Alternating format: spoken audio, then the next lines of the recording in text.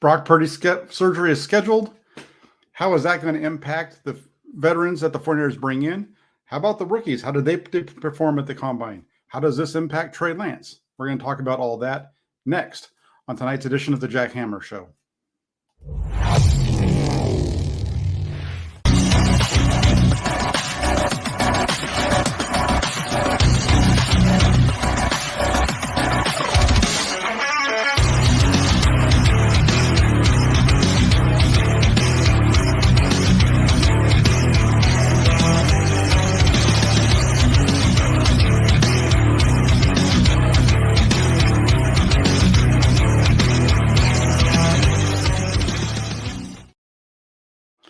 Hey everybody, this is Jack Hammer of the Santa Rosa Press-Democrat. Welcome to Inside the 49ers with Jack Hammer. Hope you're all doing well. As you might have heard already, the 49ers got some good news today in a way in that Brock Purdy's surgery has been set. Had a couple of conflicting dates on that. This morning it first came out, Mike Silver reporting that Purdy's surgery would be happening on Wednesday. It ended up getting pushed back to Friday, so Brock Purdy will be undergoing surgery on the UCL in his throwing elbow on Friday out in Dallas. Dr. Keith Meister, the team physician with the Texas Rangers, will be doing the procedure. Purdy met with Meister last week on Friday out in Arizona. That all looked good in terms of the inflammation that had caused the original surgery date to get pushed back. So Brock Purdy will be going under the knife on Friday for surgery to repair that UCL. That's good news for the 49ers because now they have an idea of what's going to come. At least the time is going to be able to get set. For the 49ers, as they go into this offseason, one of the big things is what are they going to do at the quarterback position? Right now, they don't have a quarterback that's healthy. So if they had to go out and practice today, they wouldn't have a quarterback to even do anything with them. So we'll see what happens. Trey Lance is expected to be cleared in time for OTAs and on-field activities there. The 49ers are going to have to make some moves. But like I said, Brock Purdy is going to have that surgery coming up on Friday. That's a big day for him. Depending on how that procedure goes, that's going to dictate kind of, I think, what happens next for the 49ers in terms of Trey Lance, in terms of the veterans, in terms of the rookies. They're going to have to add some. They're probably going to have to add at least 2 quarterbacks regardless to get through training camp and get through their entire offseason program, in my opinion. But right now, we don't know what that timetable is. We won't know the timetable on a possible return for Brock Purdy until Friday at the earliest, because once they get in there, the hope from the 49ers perspective is that they're going to be able to, Dr. Keith Meister is going to be able to go in and do the internal brace procedure. That internal brace procedure, basically going in, connecting the 2 ends of the tendon back together, ligament, and that inner brace is a 6-month turnaround time. That's the expectation of a 6-month turnaround time with that internal brace. That's one of the, really quick, just to kind of step back. One of the things about this whole process is UCL injuries aren't very common for quarterbacks. The surgeries that we're talking about, whether it's an internal brace or some type of a hybrid surgery or even the full-blown Tommy John surgery, those surgeries are all based around, but those timelines are all based around baseball players. Baseball players, much different throwing a baseball than it is throwing a football. And the reason for that is because of the weight of the ball. So when you're throwing a baseball, it's a tiny ball, not a lot of weight. And your arm's able to have a lot of speed as it goes through. And so that motion of throwing the ball, the ending of that motion in particular, puts a lot of stress on that elbow because of the torque that you're generating coming through, because you're able to whip that arm so quick. When you're throwing a football is much heavier than a baseball. So when you're throwing that football, it's not as hard on your elbow. So generally, the UCL type of stuff doesn't happen. In this case, though, it was due to a brunt force. In this case, a defensive end hitting his arm as he's pulling it through. And so we'll see how it goes. So the 49ers want to do the internal brace. That's a 6-month turnaround time. Like I said, Nick Mullins has gone through this procedure, the internal brace procedure in particular. Nick Mullins, a former 49ers quarterback who injured his UCL back in 2020 against the Cowboys. Purdy was cleared after 5 months. Listening to some people talk, It could be 5 months, it could be 7 months, it could be 6 months, it could be, we're not exactly sure. But in listening to some folks talking throughout the day, it seems like the 49ers are hoping that if it's that internal brace process, that Brock Purdy will be able to return in time for training camp. Not all of training camp, obviously, but for parts of training camp. And even if he's not able to be fully cleared, one of the things with the internal brace process is that at 3 months, the quarterback can start to throw the ball. So it's not like you're just sitting around like a MCL or an ACL with your knee, where you have to just give it time to rest and you can't really do anything with it. It's until that full time period is up that you're able to actually go out and do work with a UCL injury. Brock Purdy, if they get the internal brace done, it'll be 3 months of rest. At the 3-month mark, he can start to throw. And they would expect, at any point there to be fully cleared, like I said, somewhere between 5 to 6 months. Could be a little bit longer, but I wouldn't expect it to be that much if so on. So that's the internal brace. The other option, the main option they're talking about, is the hybrid surgery. The hybrid is a little bit longer, could be up to 9 months, maybe a year. So that's why the 49ers are really kind of hoping here that it's going to be the internal brace. So we'll see how that works out for the 49ers, how that works out for Brock Purdy.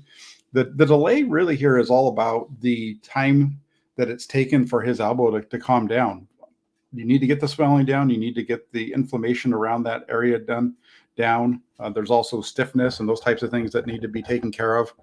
So that's all been part of this process as well. The less inflammation, the less stiffness, more pliable basically that area is, the easier it is for them to be able to get in and actually get a good repair. So, back a few months ago, back around December timeframe, there was a discussion about Trey Lance, and Trey Lance had to go in and get his second surgery on his ankle. If you recall, they had to go in and take some hardware out of his ankle to get him to, because there was some hardware in his ankle that was rubbing in the area that was where the surgery was done, and so they had to go in and they had to repair take out some hardware there. So he had a second surgery. So if you remember at that time, there were some folks saying that having that second surgery was a plus. It was a positive. It was a sign of good things. Well, that's kind of why you have to wait until for this inflammation and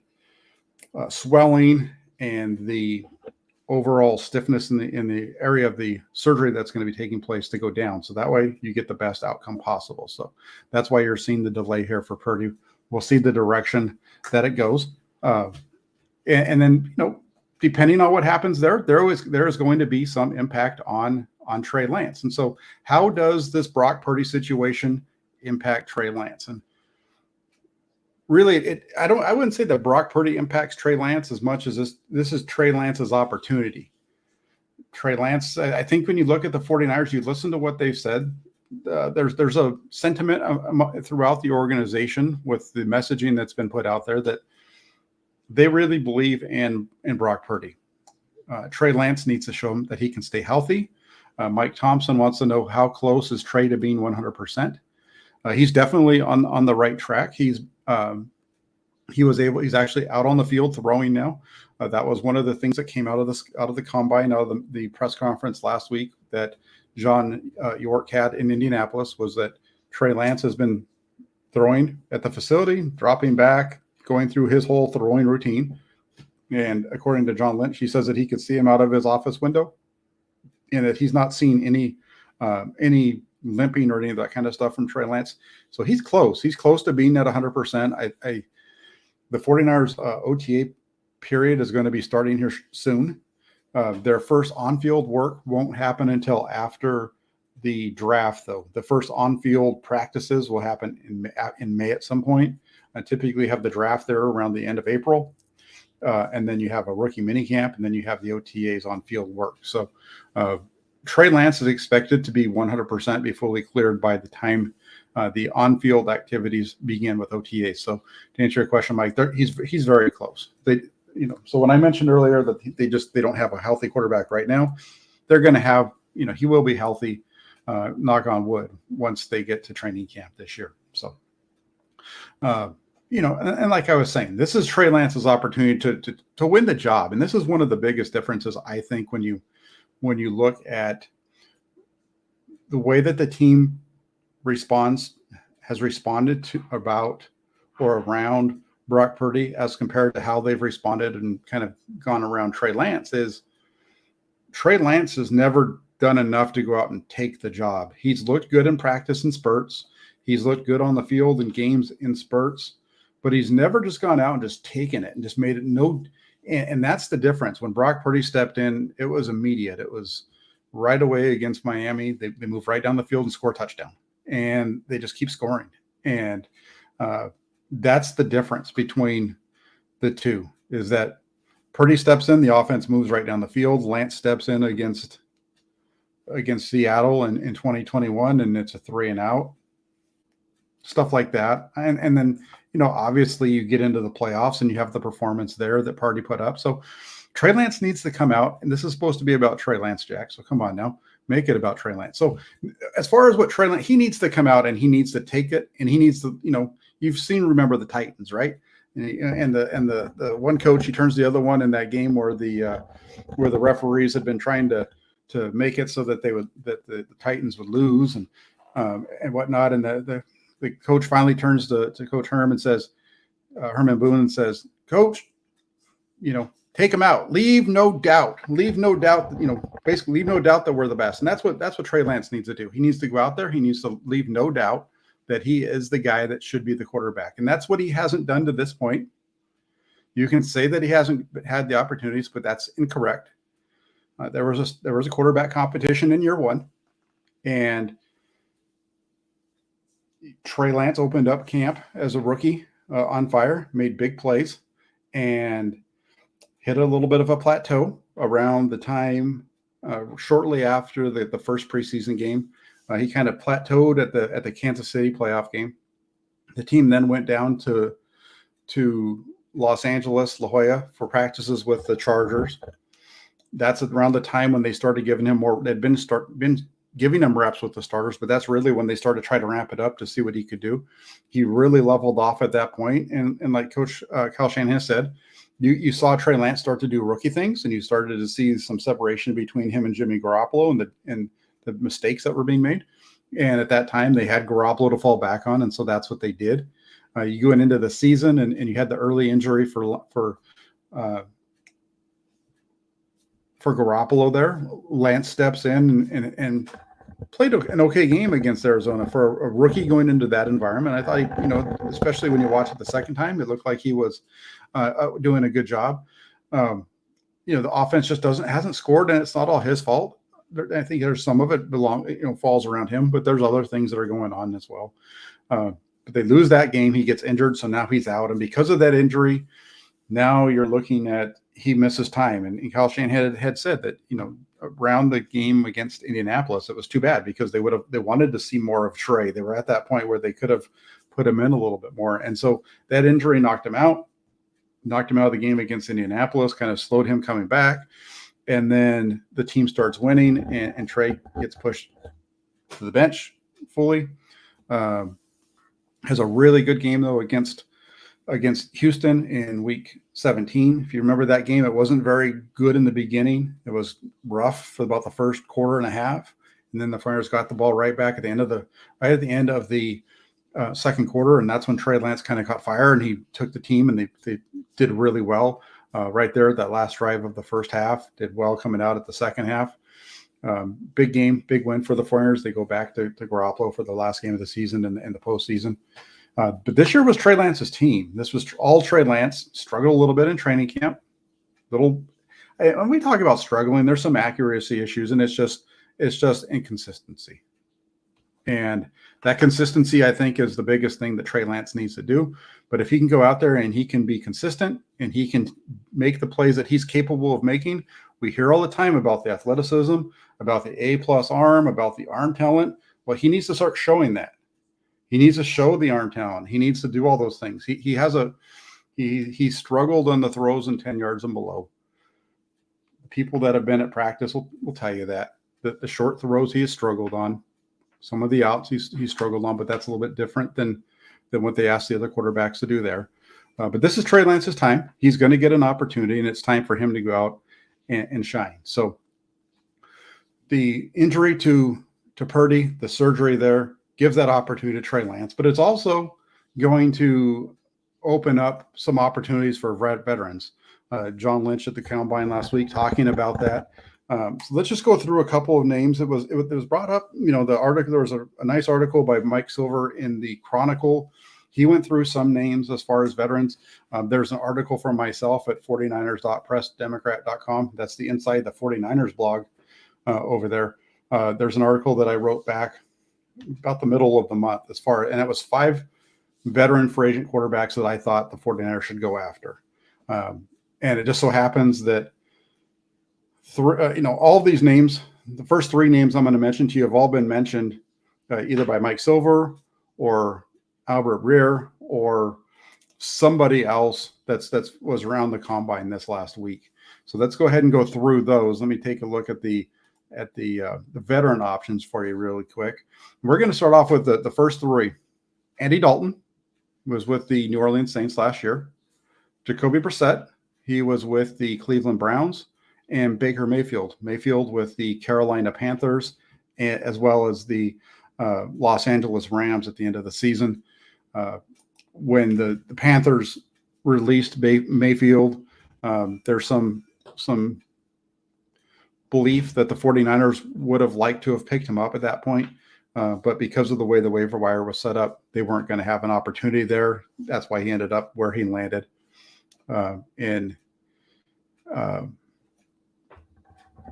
with the Rams.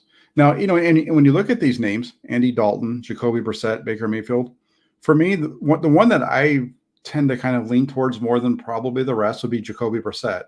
Brissett hasn't, when you look at his numbers from a win-loss standpoint, not that great. You look at his touchdown to interception ratio, not the best. But why I like Jacoby Brissett here is he shows that ability to come in, manage the game. The one thing that really stands out to me about Jacoby Brissett is the lack of interceptions. That's the one thing that we know about the 49ers is they win when they don't turn the ball over. So if you can get a quarterback, a veteran, that can just operate the offense at a minimum level, don't turn the ball over, help your running game get going, play to the defensive strengths, you should be able to maintain for a couple of weeks until the starting comes back, whether it's, Andy Dalton or whether it's Brock Purdy or Trey Lance. So from that standpoint, that's why I would favor Jacoby Brissett over the others. Andy Dalton is an interesting one. That's a name that the 49ers actually were looking to try to bring in back in 2021 prior to the drafting of Trey Lance. The 49ers wanted to bring in Dalton, pair him up with Trey Lance. Didn't work out. Dalton got the assurances from the Chicago Bears instead that he'd be able to get an opportunity to start for them. So Dalton ends up in Chicago. The 49ers end up going with Nate Sudfeld, giving him some money to come back. That's kind of the rest as far as that goes. The Mayfield one, that's an interesting name for me. We heard that over the weekend, like I said, that there was some interest there. As far, with Mayfield, that coming from Albert Breer, and what he said was, I don't, for what it's worth, think that San Francisco is going to break the bank, but I could absolutely see Lynch and Shanahan going in on someone like Baker Mayfield, who has experience in that type of offense and a boatload of starting experience. Keep an eye on that one. And this is an interesting one for me. Mayfield is a former first-round pick, doesn't have the biggest arm, isn't the biggest guy, but he has a way about himself as far as kind of a leadership. I think I like the way that he plays. I like the fact that he's, in some ways, he's kind of like Brock Purdy on the field, where it's just like, I'm going to go win and I'm going to be the man. And so that's interesting. I think with Baker Mayfield, the one thing that does give me pause is the locker room, and for in particular Nick Bosa. We know of the history there between Nick Bosa and Baker Mayfield going back to when they were in college, when Mayfield planted the flag after Oklahoma's win in Ohio State, went out to midfield and acted like he was planting the flag. We know that's kind of the start.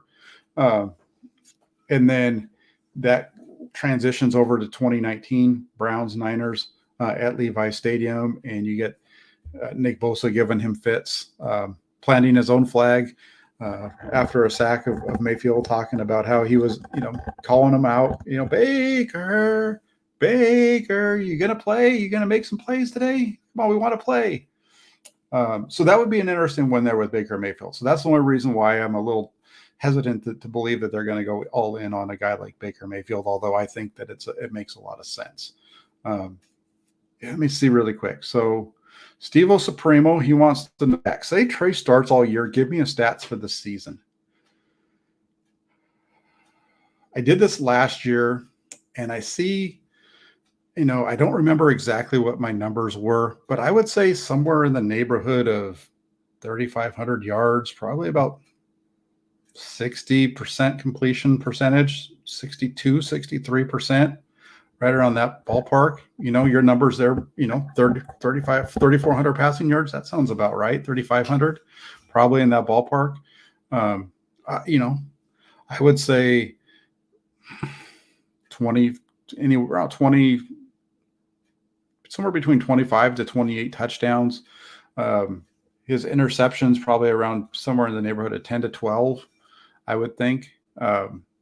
He's going to run the ball a lot, so his rushing touchdowns are going to be up there. Your numbers are pretty close to what I would think. I think his rushing numbers might be a little bit more than the 400 yards that you put there, but I could definitely see him getting 8 rushing touchdowns. They're gonna run him. He's not going to come into the game and not run. Some of his touchdowns rushing touchdowns are going to come from scrambles. Some are going to just come from just playing out ordinary quarterback sneaks, and some of them are going to come from runs down in the red zone, on draws and things like that. I've heard a lot of people complaining about the quarterback runs, and I get it. The one thing I'll say about Trey Lance and the quarterback runs, especially on,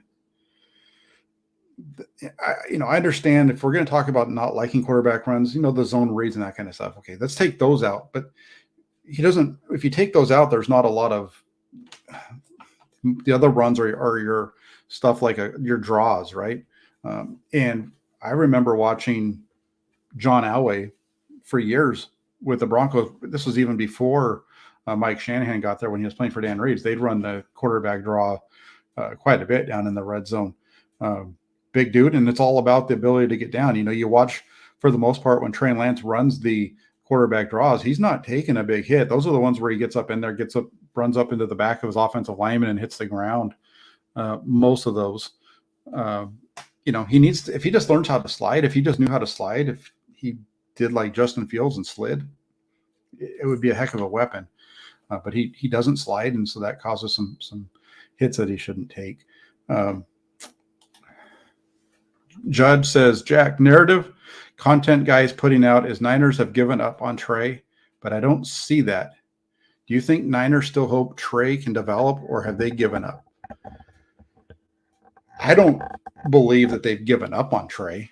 We're going to find out. That's one of the biggest things here with this veteran options is we're going to figure out what the 49ers believe, how much they believe in Trey Lance based off of who they bring in, the amount of money that they spend at that spot. We're going to find out based off of if they decide to even keep Trey Lance. And that's the other piece. When I looked at this and I looked at the Baker Mayfield and I looked at the information, that came in from Albert Breer, I had 3 thoughts. My first thought was, they don't believe that Brock Purdy is going to be able to return until later in the season, if at all. That surgery is going to take anywhere from 6 months to a year. They're not sure. So because they don't know or they don't believe that he's going to be able to be ready week 1, that's when they're going to go out and get a guy like more on the higher side of maybe a Mayfield or a couple of other names that we're going to talk about. My second thought is they don't believe that Trey Lance can stay healthy or even be the quarterback they can win with. Lance has only made 4 starts in 2 seasons. We don't really know a whole lot about him. We kind of have some glimpses, but even Kyle Shanahan says we've seen glimpses. He just needs time. So we'll see. But the problem is he's been sidelined with injuries twice. The other one he tried to play through with a finger injury. And that leads me to my third thought was, San Francisco's on the hook here for a cap hit of more than $9.3 million with Lance in 2023. If they don't believe he's a long-term solution, if they for whatever reason felt, don't believe that he's the guy, they can sign a player like Mayfield for less, then trade Lance for a player or picks. I don't really think that third one makes the most sense for the long stretch for the 49ers. But at the same time, when you look at these quarterback contracts, we don't know the direction there. So, to better answer your question, Judd, do I think that the 49ers have, still have hope that Trey can develop? I think that they all I can go off of is what I've heard. The main thing that I've heard from John Lynch is that Trey's still the same guy that they drafted. He's still the same smart guy, the same smart athletic, kid, young man that they went out and got, and he just needs time to play, and they just need to give him time to go out there and get out there and play. And we'll see. He's going to get that time. And so that's what I'm saying. I think they have enough belief in him. I don't think Trey Lance is going anywhere. But if he doesn't show improvement, if he doesn't show that he's better than what they got out of Brock Purdy last year, I think that this is a big year for him. It's almost a make or break year because they need to decide if they're going to use his 5th round option on him. That 5th year option, if they decided to go that route with Lance, is going to be over $20 million. Now, are they going to want to spend over $20 million on Trey Lance? I think that all depends on what he does this year. So I don't think that they've given up on him. I think they believe that they can still develop. He just needs a lot of time. He's going to get that time in this offseason. I think that's where they are on Trey Lance right now. That's a really good question, Jed. Thanks for asking it.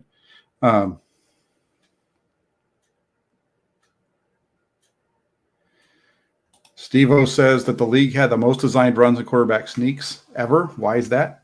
Well, you had a couple of quarterbacks that do that. Especially look at the number of quarterback runs from Jalen Hurts, just Jalen Hurts last year. All the complaining about from the 49ers fans about the runs of Trey Lance. Well, the team that just lost the Super Bowl had a quarterback that ran the ball. If you take every game that he played this year, this is including the games where he didn't even finish or the games where they backed off because they were winning by so much and all that kind of stuff. Jalen Hurts averaged 13 carries a game. Some of those outside, some of those inside. It's a mix of all those things. I think that has a lot to do with it. And then you get down as why are so many quarterback sneaks? And I think that's another one that goes along with, just the game changing a little bit in terms of the way teams are going for it on 4th and short. Now, I think that's why you see the more quarterback sneaks, 3rd and 1, 4th and 1. Especially again going back to the Eagles, they were very aggressive in that area. Josh Allen with the Buffalo Bills and the amount of times he's running the ball and the way that they run him in those quarterback sneak type of roles. Those all play a part of it. Even the 49ers, when they had Jimmy Garoppolo, we don't look at Jimmy Garoppolo as much, but he's a guy who is a pretty good quarterback sneaker. Had a debate a few weeks ago with someone on a different channel, and I went back and looked at the numbers from 2019, the one season that Jimmy Garoppolo played a full 16 game regular season. In that regular season, Jimmy Garoppolo averaged almost 3 carries a game, and almost all of those were going to be on quarterback sneaks. There's a couple of scrambles in there, but I would say probably a good 75% of those were quarterback sneaks. Obviously, you're not asking Jimmy Garoppolo to run. He doesn't have the same athleticism of a guy like Trey Lance. It's part of the reason why you're moving off of him. So, I think that to answer your question, I think it's the league's changing a little bit with the way that they're approaching the game, 3rd and short and so on. And then also some of the powers and stuff like that. They're asking quarterbacks to run. Mike Thompson, how many of Hurts runs were quarterback powers though? I'd have to look up the numbers. I'd have to come back to you.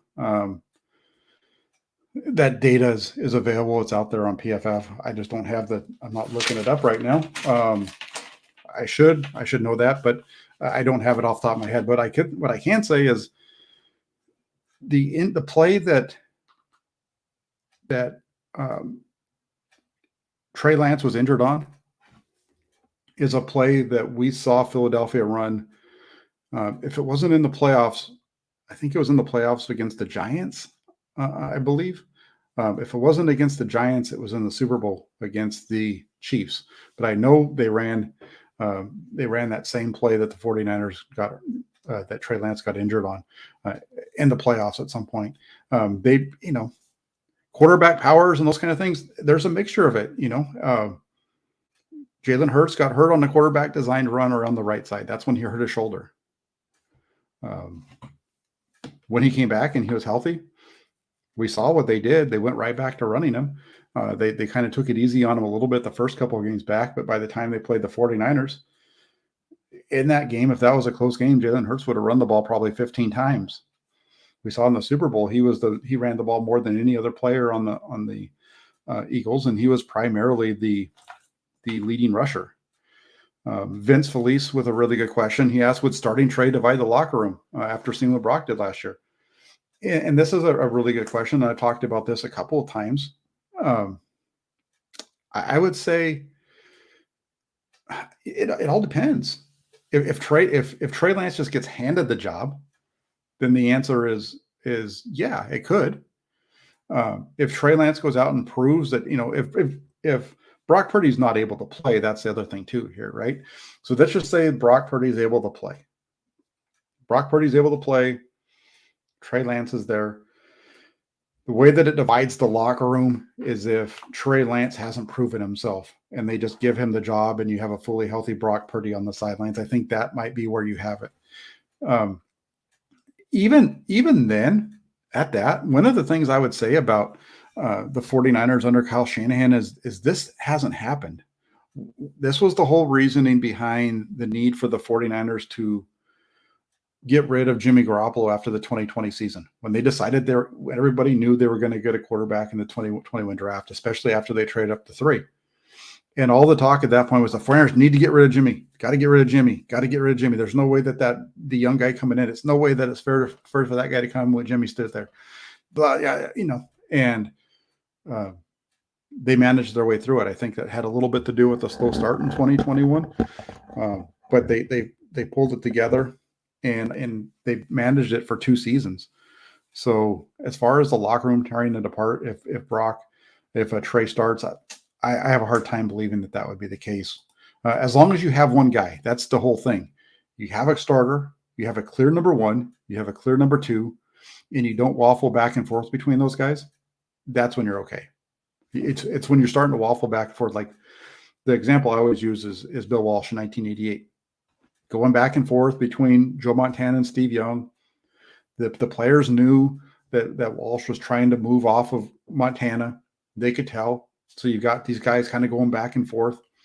And around the middle of that season, they're 6-5, and Walsh is upset, and he's asking his coaches, what do we need to do? What's the problem? How do we get this thing turned around? And Mike Holmgren tells him, you need to decide on who the quarterback is. That's the problem with this team, is we don't have a leader. You need to decide on who your quarterback's going to be. And this is from the Montana documentary, and Mike Holmgren is telling the story, and Walsh leaves frustrated. But that's when you have a room that's not afraid to stand up and speak their mind to the leader, you get that kind of stuff. You get the kind of responses back that you need. Walsh came back shortly thereafter and said, we're going with Joe. The team went on, won the Super Bowl back-to-back years, and that's, I think, where the 49ers are. I think that's one of the reasons they've handled it so well with under Kyle Shanahan. I think he knows that. I think he knows he needs to have a single voice there.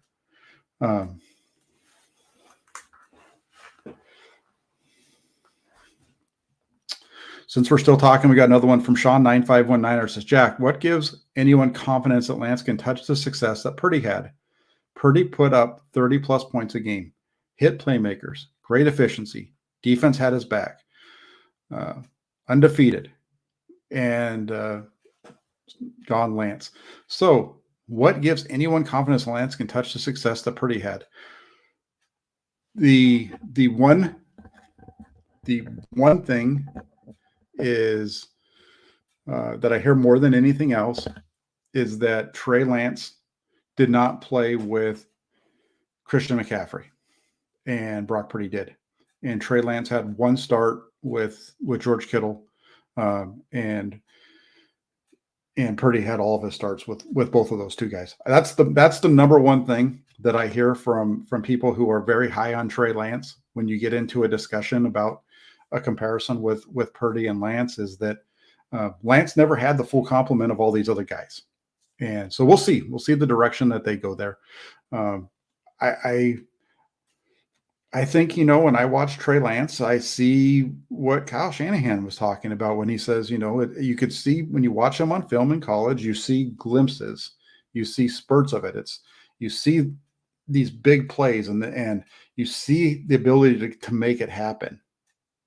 It's just not enough of it, right? He didn't play enough in college. So it's not like you saw, he talked about Mac Jones too. I don't want to go off because I don't want people to think I'm comparing these two.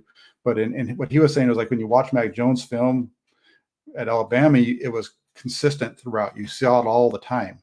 When you watch Trey Lance, you saw it in spurts. And part of that was because, let's just be honest, Trey Lance rarely played a full game at North Dakota State, let alone was asked to throw the ball a lot at North Dakota State. So they were in different he was just in a situation. He didn't have a lot of seasoning there.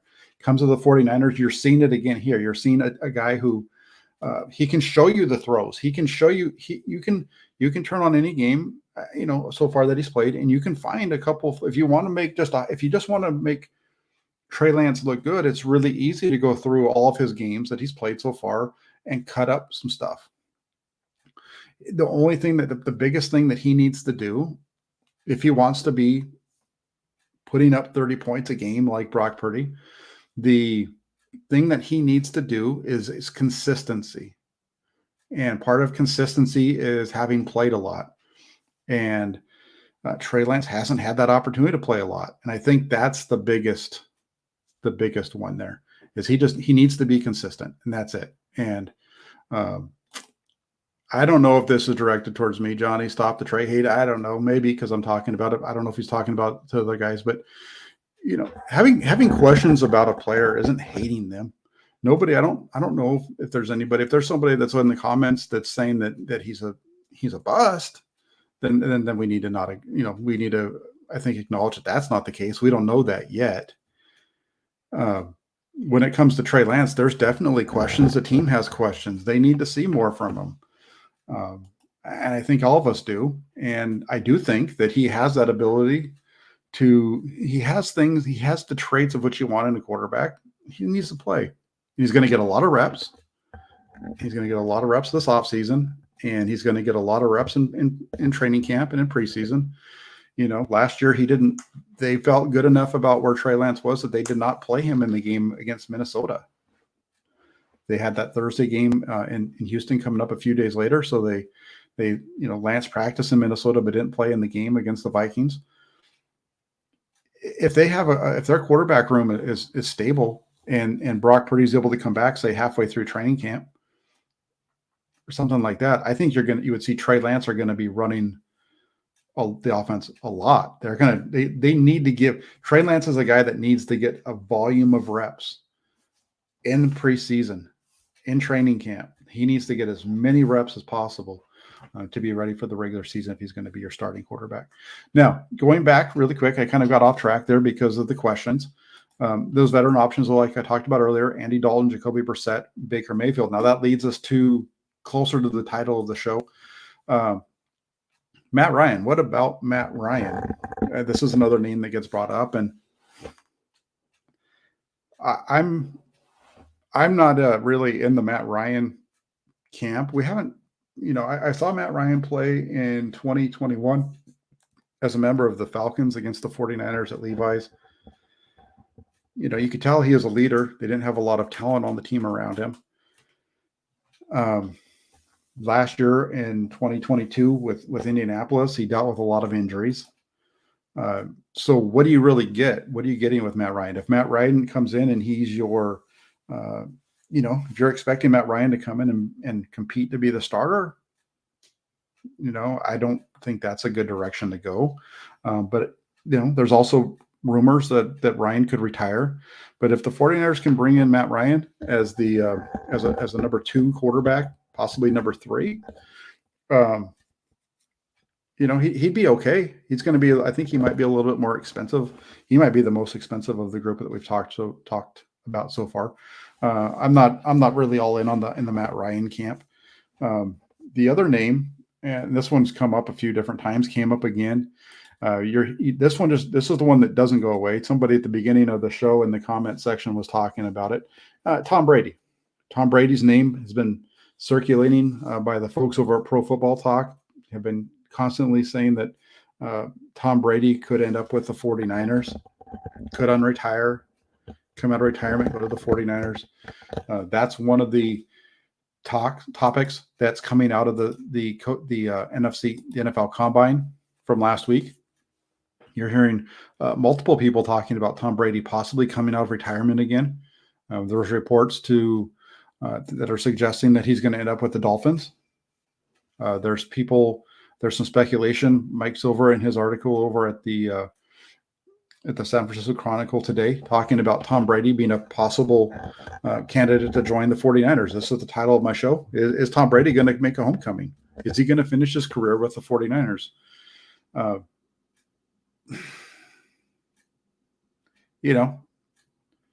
I think this is one where the 49ers are right now. If Tom Brady's willing to take a small contract to come back, if he's willing to take something in the neighborhood of under $10 million, somewhere in that range, if he's willing to do that, to come back and play one last season, he has the money. It's not, if he has the willingness to come back and compete with the 49ers and see where he can finish this thing up, and you can get him in at a cheaper deal, then Tom Brady. I think, when they had the opportunity to get him in 2020 after the 2019 season, I wasn't for it. I missed on that one. I thought that he was done. It was more, but he went on to win a Super Bowl there in the first season in Tampa. This season, and watching him play, it didn't seem like he was quite the same. But he also didn't have weapons around him. The thing with Tom Brady that's tough is if you thought that Jimmy Garoppolo was a statue in the pocket, Tom Brady's even more of a statue. I mean, he beats you by getting the ball out quick. So we'll see how that plays out for the 49ers and if they decide to go in that direction with Tom Brady. Now, one last topic are the quarterbacks at the NFL scouting combine. Which quarterbacks at the combine caught my attention? If we were to look at the rookie quarterbacks, there was 4 for me that jumped out. No particular order. These are just order that I wrote them down, but not based on 1 through 4 at this point. But these are the guys I think are going to be around for the 49ers when they're drafting. Max Duggan, the quarterback from TCU. Clayton Tune out of Houston. Darius Thompson Robinson, the quarterback out of UCLA. How could I say that? Oh, that's a bad one, Jack. Dorian Thompson Robinson, the quarterback out of UCLA, the Bruin, who had a really good season this year down for Chip Kelly and the Bruins. Had his best season as a thrower. And then last but not least, Fresno State, not Florida State. FSU gets me screwed up, but Jake Haener, Barrick kid, played for Fresno State, a 4-year starter there. Those are the 4 that I look at. As far as the guy, Mac Duggan and Haener and Thompson Robinson, 4-year stars, played a lot of games in college. Very similar in that respect to Brock Purdy in terms of the time there. Went back and was looking at some stuff, on them in particular, and some of their strengths and weaknesses. Here's some weaknesses for you. Pocket setup lacks quickness. Field blinders occasionally rob him of seeing the big play. Delivery is labored. Lacks timing to beat NFL corners outside the numbers. Shies away from tight window throws. Ball needs to come out sooner on deep shots. Confidence and consistency have been issues. Now, that wasn't about any of these guys. That was what they wrote last year about Brock Purdy. So just in looking at it, one of the things that made Brock Purdy is so good was his ability to get the ball out of his hand quick. I think his ability to move. I think you see a lot of that with Jake Haener. You don't see the big arm. I'm not big on the guy having to have a big arm. What's most important for me is a guy that can throw the ball in time, understands leverage, knows where to put the ball, those types of things. You see that with Haener. You see the ability to escape and move. Dug in a little bit as well. Clayton Tune. Also, Thompson Robinson, like I said, he was a better thrower of the ball this year than he had been. And he's a heck of an athlete. You go back and you look at the numbers from the combine. Here are some running numbers really quick. 1.55 10-yard split, 7.21 3-cone, and a 4.45 20-yard shuttle. Now, those are the numbers of Brock Purdy last year at the combine.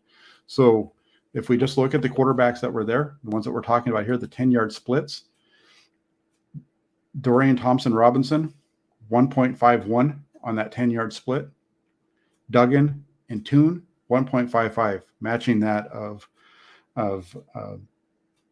Brock Purdy. Not only Brock Purdy, but also Christian McCaffrey, by the way, had a 1.55 10-yard split. When we get to the 3-cone drill, again, 7.21 was that 3-cone for Purdy. Purdy's known for that elusiveness in the pocket, that ability to move around.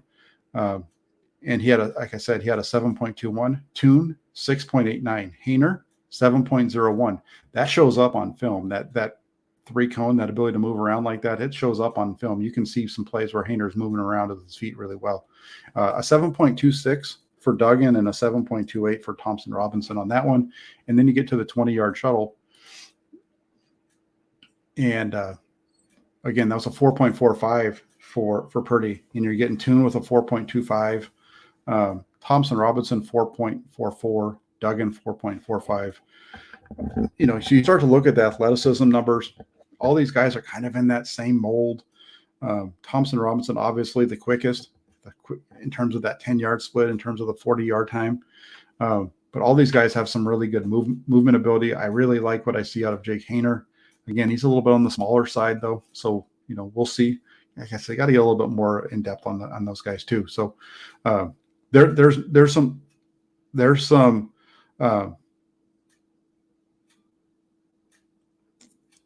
there are some good things here in terms of the quarterbacks that the Flyers can go after. But I think if they can go out there, they can bring in Andy Dalton, Jacoby Brissett, Baker Mayfield, one of those three. And then in the draft, pick up Max Duggan, Clayton Tune, Dorian Thompson-Robinson, or Jake Haener.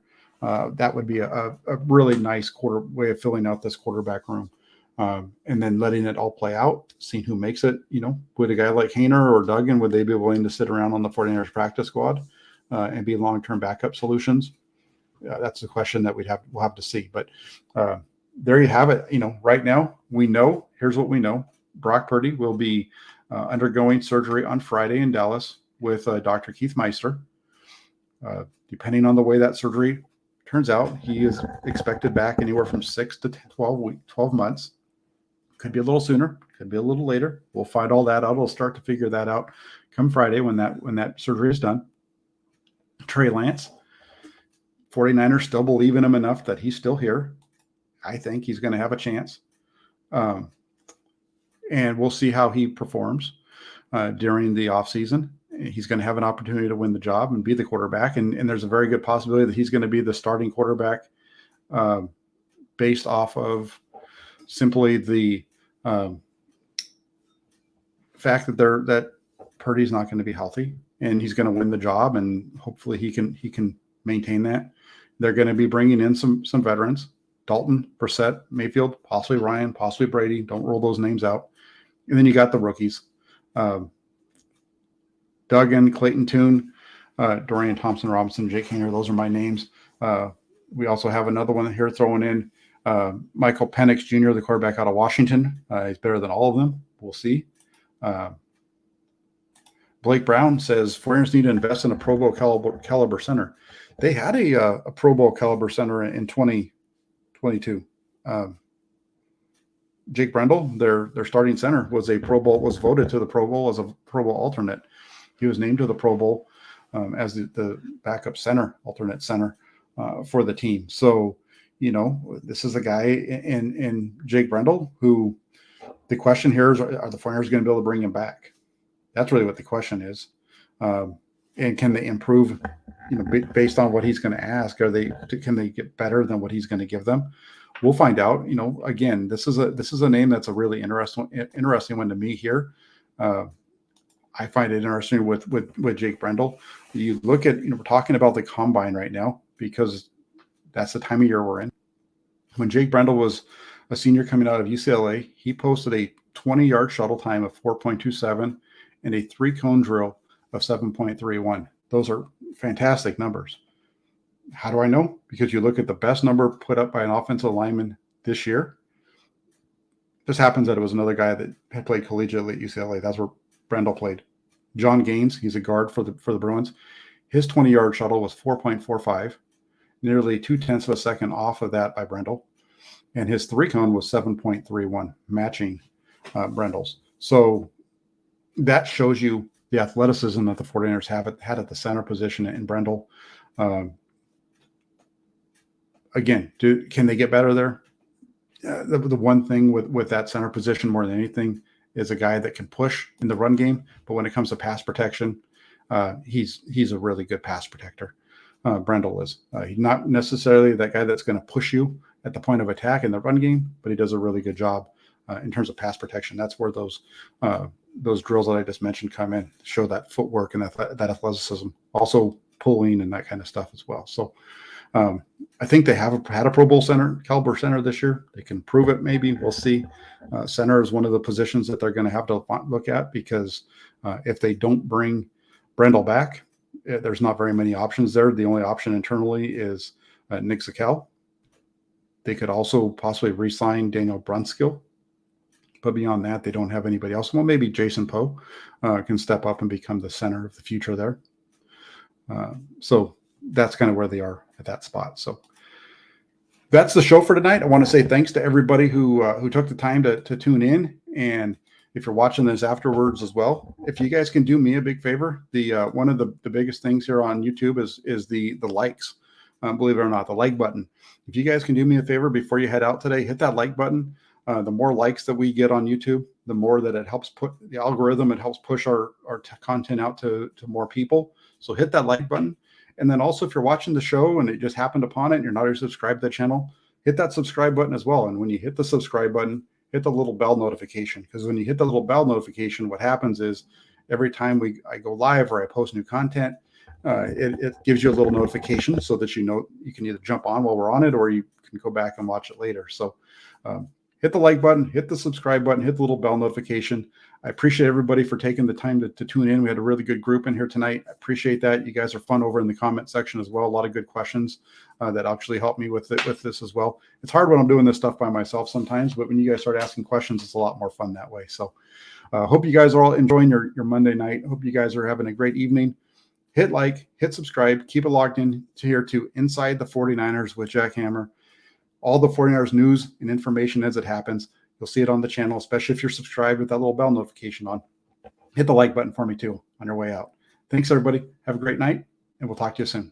Take care.